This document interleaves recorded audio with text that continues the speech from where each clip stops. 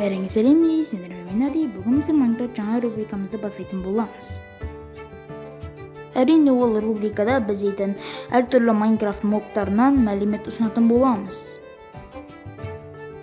Әрине бүгін біздерде Эндермен моб туралы мәлімет болады. Эндермен туралы 5 мәлімет. Кетті. Бірінші мәліметте біз Эндерменді қанша садақпен атсақ да ол Эндермен әрине оқтан бәрібір қашып кетеді. Әрине ол Майнкрафтта шын. Сіздер оны қанша атуларыңызға тырысасыздар, бірақ ол бәрібір қашып кетеді. Ал екінші мәліметте Эндерменнің көзіне қарасаңыздар, ол сіздерді ұрады және де өлтіреді.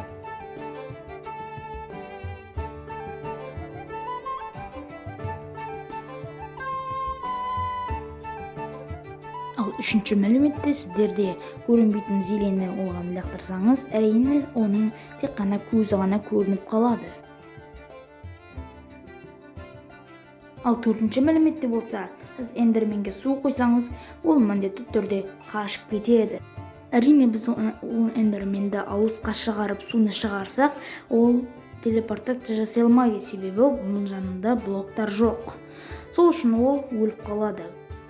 Ал біз оған садақ атсақ, одан прозрачный болып өтіп кетеді, себебі ол Эндерменге оқ ату мүмкін емес. Одан прозрачный болып өтіп кетеді.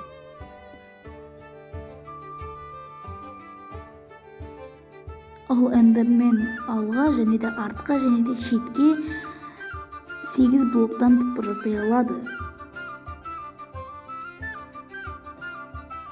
Эндермен қандай жерден спаун жасайды, қандай жерлерден пайда болады? Эндермен кәдімгі әлемнен және де тозақ орманынан және де кәдімгі тозақтан пайда болады және де Эндермердан пайда болады. Ал осымен біздің видеомыз бітті. Сіздерге осы видеоны ұнады деген ойдамын.